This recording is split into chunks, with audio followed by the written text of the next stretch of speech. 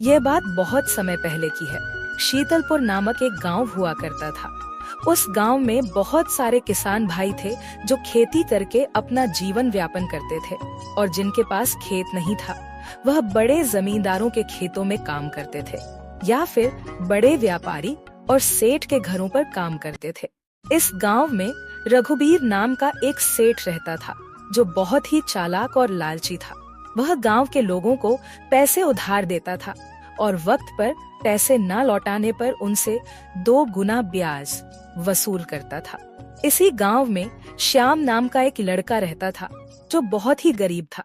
उसके पास कोई खेत नहीं था, इसलिए वह सेठ रघुबीर के यहाँ पर साफ सफाई और देखभाल का काम किया करता था। श्याम बहुत ही सीधा लड़का था। उसके घर में माता, पिता और उसकी पत्नी सुमन थी।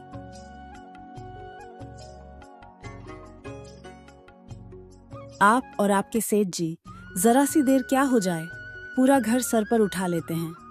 रुको, अभी लगाती हूँ खाना, आप जरा बैठ जाओ। नहीं सुमन, इसे नहीं कहते, वह हमारे अन्नदाता है। आखिर हम यह जो कुछ भी खा रहे हैं सिर्फ उनकी वजह से ही खा रहे हैं।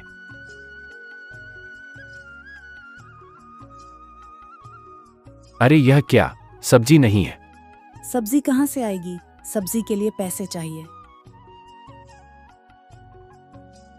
और वह कल जो तुम पैसे लाए थे उसमें तो केवल यह चावल नहीं आएगी, तो सब्जी कहाँ से आती है?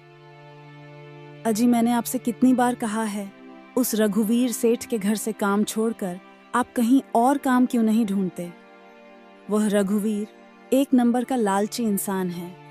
इतना सारा काम करवाता है और पैसे के नाम पर क्या देता है? ठेंगा।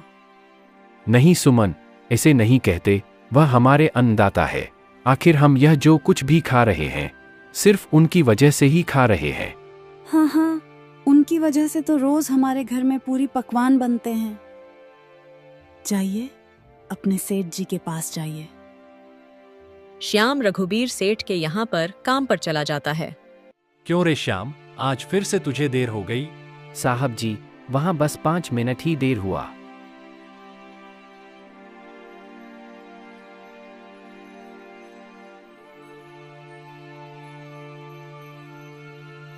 साहब जी, मुझे कुछ पैसे उधार चाहिए थे। उधर तो पैसे मैं तुझे दे दूंगा, पर कुछ गिरवी रखने के लिए लाया है ना? बिना कुछ गिरवी रखे मैं उधार बिल्कुल नहीं दूंगा। जी सेठ जी, मैं अपनी पत्नी का या चांदी का कड़ा गिरवी रखने के लिए लाया हूँ।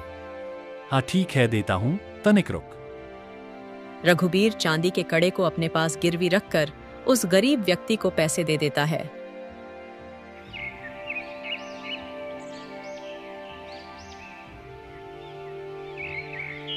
अरे गोपीनाथ, जरा पता तो कर, आखिर ये गांव के लोगों को क्या हो गया है? इन्हें पैसे वैसे नहीं चाहिए क्या? साहब जी, मैंने सुना है इस गांव में एक नया सेठ आया है जो बहुत ही अमीर है। पूरे गांव में उसी की चर्चा हो रही है और आजकल गांव के लोग उसी से पैसे उधार ले रहे हैं, और सुना है कि वह सेठ बिना कुछ गिरवी रखे पैसे उधार देता है।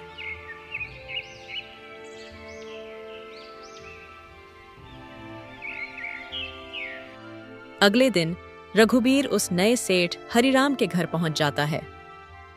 जब रघुबीर हरिराम के घर पहुंचता है तो वह वहां देखता है कि उसका घर तो रघुबीर से भी ज्यादा सुंदर था।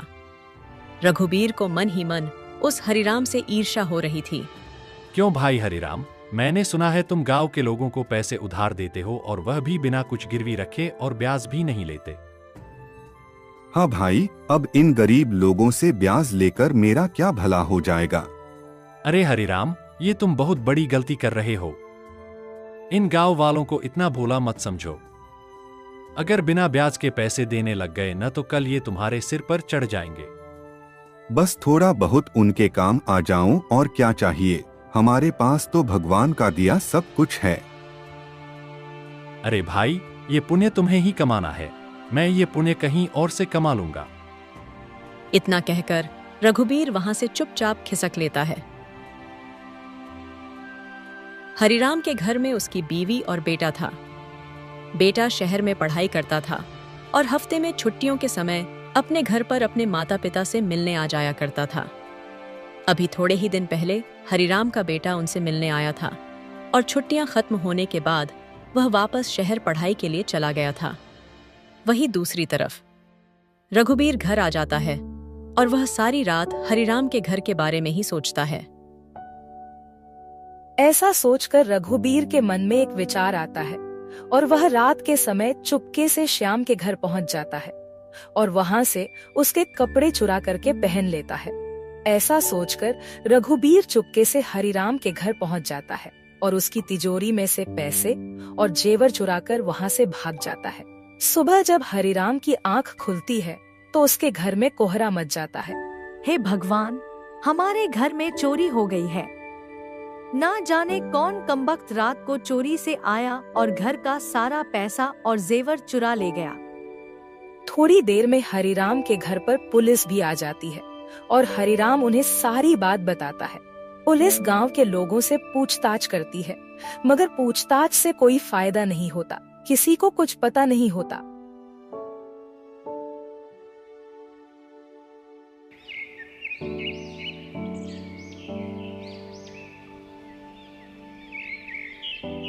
एक हफ्ते बाद जब पुलिस वापस हरिराम के घर आती है तो वह बताती है, जी अभी तक कोई भी साबूत बरामद नहीं हुआ है, लेकिन आप चिंता मत कीजिए, हम जल्दी चोरों का पता लगा लेंगे। आखिर आपके घर चोरी करने की हिम्मत किसने की? तभी पुलिस की नजर हरिराम के घर में लगे सीसीटीवी कैमरे पर जाती है और वह हरिराम से पूछता है, ये क्या है? वह मेरा बेटा अजय है ना, उसी ने अभी 2 हफ्ते पहले ही हमारे घर में यह कैमरा लगाया था। कह रहा था शहरों में बहुत कैमरे लगाए जाते हैं, इसलिए हम भी अपने घर में कैमरे लगाएंगे। हम इस कैमरे की मदद से चोर को पकड़ सकते हैं, क्योंकि चोरी तो आपके घर 1 हफ्ते पहले हुई है और कैमरे का सेटलमेंट आपके घर 2 हफ्ते पहले हुआ है ना, तो इसमें वह चोर पक्का दिख जाएगा। पुलिस कैमरे में देखती है कि कोई आदमी पीला रंग का कुर्ता और सफेद रंग की धोती पहने घर में घुस रहा है और सारा पैसा और जेवर लेकर चुपके से निकल जाता है। जब उस कपड़े की तलाश होती है तो पता चलता है कि वह कपड़ा एक श्याम नाम के व्यक्ति का है।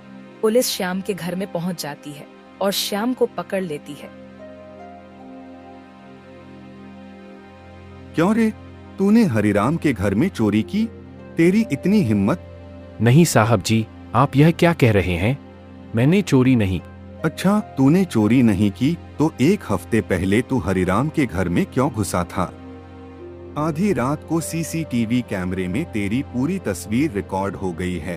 कैसे तू उनके घर में घुसा और कैसे तू सारे पैसे और जेवर चुराकर भाग गया।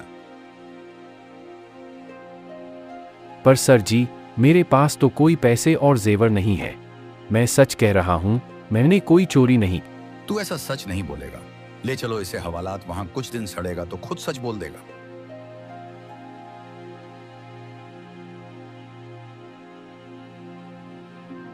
पुलिस श्याम को पकड़कर हवालात में बंद कर देती है।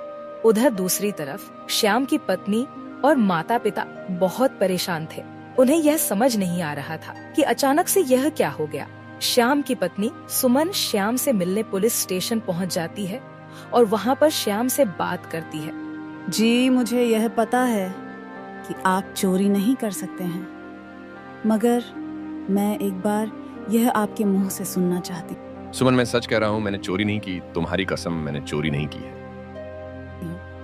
अगर वह कह रहे हैं कि चोरी नहीं की है तो चोरी नहीं की होगी, लेकिन पुलिस क्यों कह रही है कि कैमरे में उसे चोरी करते देखा? मुझे एक बार सीसीटीवी कैमरे को फिर से देखना ही होगा। पुलिस स्टेशन से बाहर आ जाती है। सुमन हरिराम के घर पर जाती है और एक बार फिर से सीसीटीवी कैमरा देखने की मांग करती है।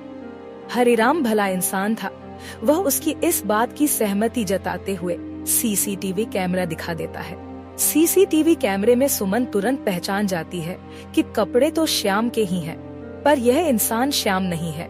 सुमन एक बार फिर से सीसीटीवी कैमरे को ध्यान से देखती है। तभी सुमन की नजर उस व्यक्ति के हाथ पर जाती है जिसने एक सोने की घड़ी पहन रखी थी। सुमन कुछ सोचती है। जहाँ तक सवाल है हमारे गांव में रहने वाले आम लोगों का, तो उनकी इतनी अच्छी आमदनी नहीं है कि वह सोने की घड़ी खरीद सके।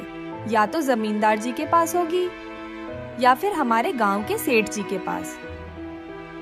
और हमारे गांव में जो जमींदार है वह आजकल काम के सिलसिले में दूसरे गांव में गए हैं। तो गांव में बचे सेठ रघुबीर, हाँ, वह एक नंबर का लालची आदमी है। जाते जाते सुमन रघुबीर के घर पहुंच जाती है और वहां पर जब उसकी नजर रघुबीर के हाथ पर पड़ती है तो उसने देखा कि रघुबीर ने वही सोने की घड़ी पहन रखी थी जो सीसीटीवी कैमरे के चोर ने पहन रखी थी। सुमन समझ जाती है कि रघुबीर ही वो व्यक्ति है जिसने हरिराम साहब के घर से चोरी की।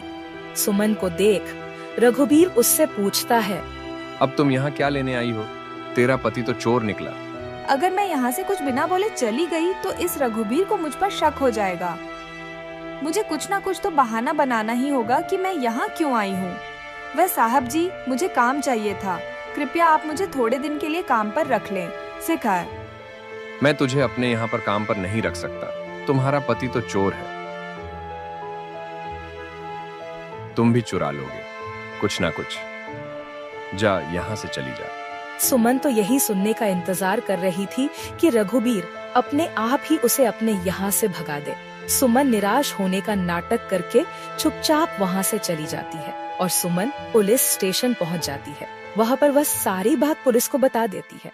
पुलिस रघुबीर के घर पहुँच जाती है और वहाँ पर वही घड़ी देखती है जो सीसीटीवी कैमरे के चोर ने पहनी थी। पुलिस सब समझ जाती है और रघुबीर को पकड़ कर ले जाती है।